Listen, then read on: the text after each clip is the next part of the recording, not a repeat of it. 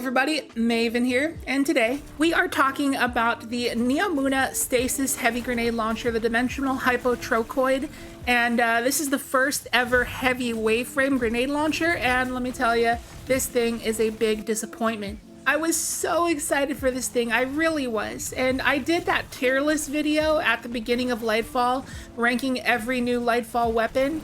And obviously that was like at the very start of the season, none of us had any of these weapons, and I tried to rank them all on a tier list. And I placed Dimensional Hypnotrochoid at the very top above everything else because I thought it was going to be revolutionary. I thought it was going to be insane that we had a heavy waveframe. I thought it was going to change the game, but it ended up being a disappointment once I finally fully crafted this thing with the God roll. So in this video, we'll be comparing it against the Tarnation grenade launcher from Witch Queen.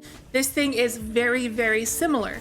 They have the same exact God roll, which is going to be enhanced field prep and enhanced chain reaction. So with the field prep perk, you're granted increased ammo reserves, but when you enhance it, you get greatly increased ammo reserves. Chain reaction, we all know, is very good for ad clear, but when you enhance it, you also gain increased ammo reserves. They stack on top of each other. So they carry so much ammo that having reserve mods on your chest armor piece does nothing for these weapons because they have such a high base reserves that reserves do nothing. Now with that being said, here is one of Dimensional Hypnotrochoid's biggest faults. It is a 120 RPM GL. Now that is going to be great for things like the Wendigo that are meant to hit a target, but when it's a waveframe, you would definitely want it to be a 150 RPM, such as the Tarnation. So this is going to greatly affect its ammo reserves. So doing a little test here, rallying to a banner, we can carry 19 shots with the Dimensional Hypnotrochoid, and then when we go over to the Tarnation, we can hold 24 shots.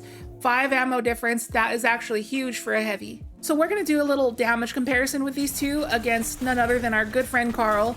Starting with the Dimensional Hypnotrochoid, it takes about a clip and a half of ammo to kill him. It's alright, but not the best. And then moving on to the Tarnation, we kill him in just one more shot than the Dimensional Hypnotrochoid did, but one more shot compared to having 5 more reserves is definitely a better trade-off. And not to mention, it has a much higher rate of fire. Feels a lot better to shoot, and you can hit your shots a lot easier. Because with the wave frame, depending on the distance, your shots traveling slower, the enemy can jump out of the way. If they're an airborne enemy, you're not even gonna be able to hit them at all.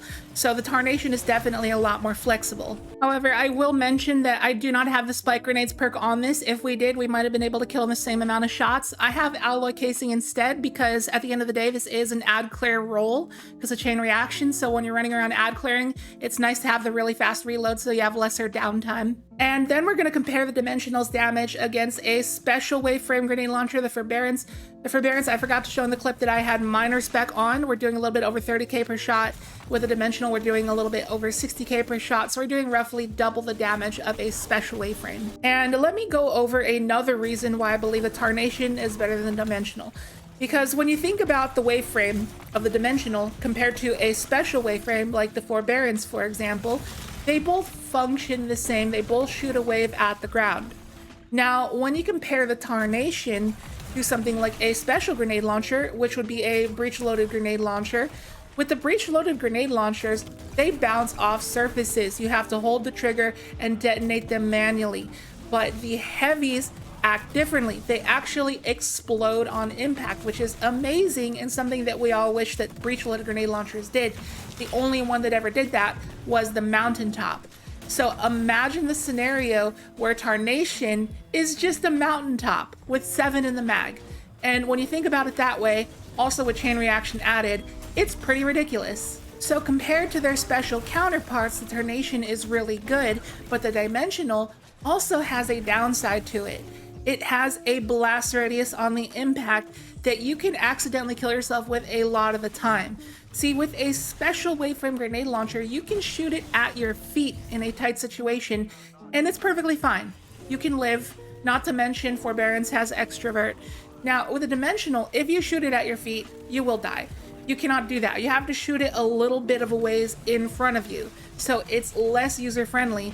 You have to be like airborne to use it most of the time. And also another thing to mention is that this thing being stasis is a huge downside because that really has no synergy with anything. because there's no stasis rounds. You know, on Void we got volatile rounds, on Strand we got unraveling rounds, on Arc you got synergy with your fragments and whatnot, so your Arc kills can generate ionic traces. On Solar you can extend your Radiant and Restoration with Ember of Empyrean. But what does Stasis have? Stasis has nothing, and there's no incentive at all to use a Stasis weapon on a Stasis subclass unless you're using the Headstone perk. So the fact that this is Stasis is also a huge downside. So in the future, say we get another heavy GL waveframe that is a 150 RPM, that is a different element, that also has auto-loading holster chain reaction instead of field prep chain reaction, it would be a lot better and a lot more useful and actually worth using. But for the time being, this ain't it, Bungie. So let's go ahead and just get to the wrap up and some closing thoughts here. So I would say the Dimensional Hypnotrochoid is not worth grinding for, and it is not worth crafting. I would say save your materials. If we wanted to use a GL for ad clear in the heavy slot, it ought to be a 150 RPM so we get deeper reserves. Reserves are going to be the most important thing if you're using a weapon for ad clear. And therefore, things like the Canis Major and the Tarnation and the Love and Death are definitely way better ad clear heavy GLs than the Dimensional Hypnotrochoid. So I definitely misvalue this thing at the start of the season when I had it in God of Gods tier. I would definitely put it down to like a D or F tier now.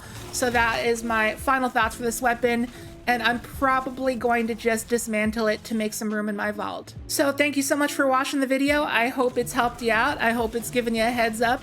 If you enjoyed the video, be sure to hit the like button and drop a comment, because interacting with the video in those kinds of ways really helps it out, helps the algorithm. And if you're new here, consider subscribing. Would love to have you here. And with that, I will catch you in the next video. Later.